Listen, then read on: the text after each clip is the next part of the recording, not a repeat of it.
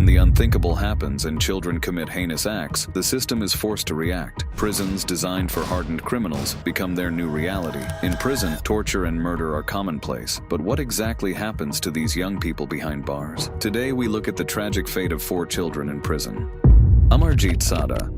First up is Amarjit Sada, a boy whose story is both horrifying and perplexing. Born in 1998 in the small village of Mushahar in Bihar, India, Amarjit grew up in extreme poverty. His family struggled to make ends meet, and the arrival of a baby sister when he was 7 only added to their financial burden. His parents, both illiterate, had little time or energy to devote to their children. However, they couldn't have foreseen the monstrous path their son would take. From an early age, Amarjit displayed signs of a troubled mind. He was often described as a loner, spending time climbing trees and roaming the village alone. The first known incident, however, occurred in 2006 when his aunt left her 6-month-old daughter with Amarjit's family while she worked in the city. Amarjit's mother had gone to the market, and finding his cousin alone, he began pinching and slapping her. As she cried, he tightened his grip around her throat until she died. He then took her body to a nearby forest, bashed her head with a brick, and buried her. His family, rather than reporting the crime, chose to cover it up. This shocking decision allowed Amarjit's violent tendencies to go unchecked. Not long after, he turned his attention to his 8-month-old sister. One night, while his parents slept, he strangled her. His mother discovered the lifeless body when she woke to feed the baby. Again, his parents chose not to involve the authorities, treating the incident as a private family matter. In 2007, Amarjit's crimes took an even more disturbing turn. He killed another infant, a 6-month-old girl named Khushbu. The child's mother had left her at a primary school, believing she would be safe. Witnesses saw Amarjit with the baby, and when she was reported missing, he was brought in for questioning. He confessed to strangling her, hitting her with a brick, and burying her body. Amarjit was just 8 years old at the time, but he showed no remorse as he led the police to the burial sites of his victims. The casual manner in which he described the murders indicated deeper psychological issues. He was diagnosed with conduct disorder, a serious behavioral and emotional disorder in children that involves a persistent pattern of disruptive and violent behavior and a disregard for rules and social norms. Indian law prohibits imprisoning children, so Amarjit was placed in a juvenile detention facility in Munger. He was kept in solitary confinement due to the nature of his crimes and his potential danger to others. The facility provided him with psychological treatment and counseling, but the experts who evaluated him noted that he even exhibited traits of a sadist, someone who derives pleasure from inflicting pain on others. As he approached the age of 18, the legal system faced a significant challenge. Under Indian law, juveniles cannot be held beyond this age in detention facilities designed for children. This meant that upon reaching adulthood, Amarjit had to be released. The government decided to provide him with a new identity to protect him and to give him a chance to integrate back into society.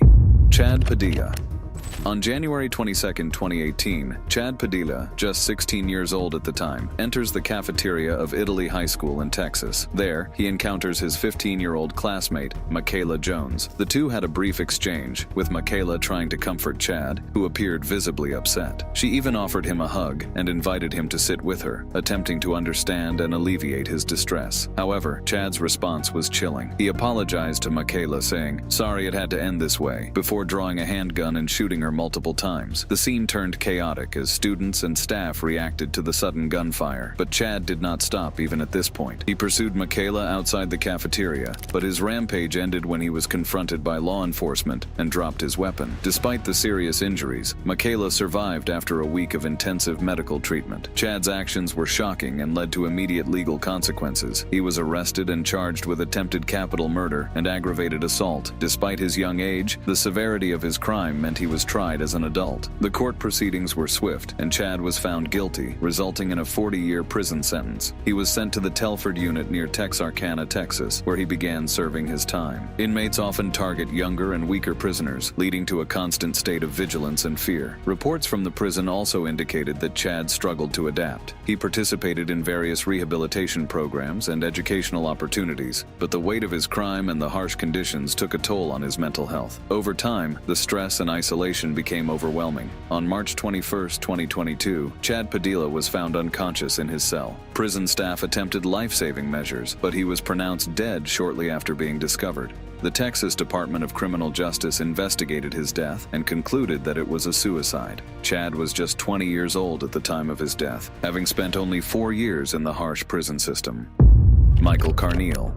December 1, 1997, a typical school morning at Heath High School in West Paducah, Kentucky, was about to transform into a nightmare very soon. The 14-year-old Michael Carnel had already smuggled a .22 caliber semi-automatic pistol and several rifles into the school, concealed in a blanket that he passed off as a school project. As students gathered for a voluntary prayer circle in the lobby, Michael opened fire, killing 3 students and injuring 5 others. Among the dead were 14-year-old Nicole Hadley, 17-year-old Jessica James, and 15-year-old Casey Steger. The victims included friends and classmates who had never anticipated such violence from someone they knew. In the days and weeks following the shooting, investigators learned that Michael had been experiencing severe mental health issues. He reported hearing voices commanding him to commit acts of violence, voices he felt powerless to resist. After his arrest, Michael faced a series of evaluations that revealed he suffered from schizophrenia, a severe mental disorder characterized by delusions, hallucinations, and impaired thinking. His defense team argued that his mental illness played a significant role in the shooting, leading to a plea deal. In October 1998, Michael pleaded guilty to 3 counts of murder, 5 counts of attempted murder, and burglary, receiving a life sentence with the possibility of parole after 25 years. Initially housed at the Northern Kentucky Youth Development Center, Michael was later transferred to the Kentucky State Reformatory in LaGrange when he turned 18. Throughout his incarceration, he received treatment for his mental health conditions, including medications like Zoloft and Geodon, to manage his symptoms. Despite these efforts, Michael continued to struggle with his mental health, experiencing episodes of psychosis that required hospitalization. In 2007, Michael sought to overturn his guilty plea, arguing that his mental illness had impaired his ability to make a sound legal decision. However, his request was denied by the Kentucky Supreme Court, which upheld his original sentence. Further appeals in 2012 were also unsuccessful, reinforcing the permanence of his life sentence. In 2022, Michael became eligible for parole, marking 25 years since the tragic events at Heath High School. During his parole hearing, he expressed remorse for his actions, acknowledging the pain he caused and his ongoing battles with mental illness. Despite his expressions of regret, the parole board unanimously denied his request for release, citing the severity of his crimes and the lasting impact on the victims and their families. The decision effectively meant that Michael would spend the rest of his life in prison without the possibility of parole, barring any extraordinary interventions like a gubernatorial pardon. Trina Garnett.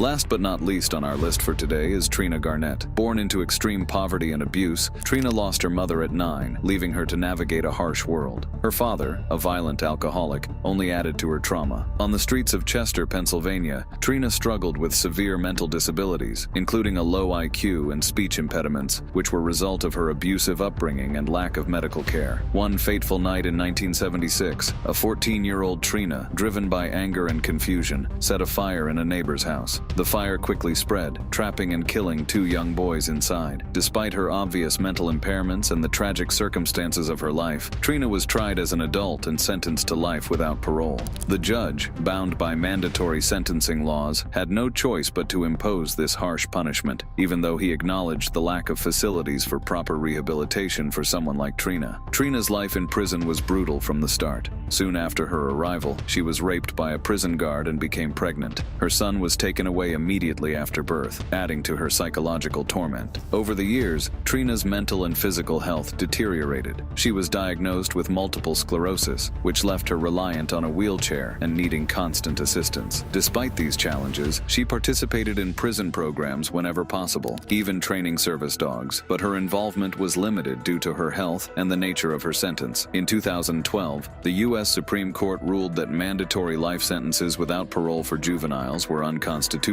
offering a glimmer of hope for Trina and others like her. Advocates argued that her mental condition made it impossible for her to form the intent to kill, a crucial factor overlooked during her initial trial. Yet despite the ruling, Trina's path to freedom remained complex and uncertain. She was, however, resentenced again in 2018 after her attorneys won a landmark ruling from the U.S. Supreme Court. Then, Ms. Garnett was finally released in November 2019. If you enjoyed this video, you should click on the ones displayed on your screen to enjoy more content. See you next time.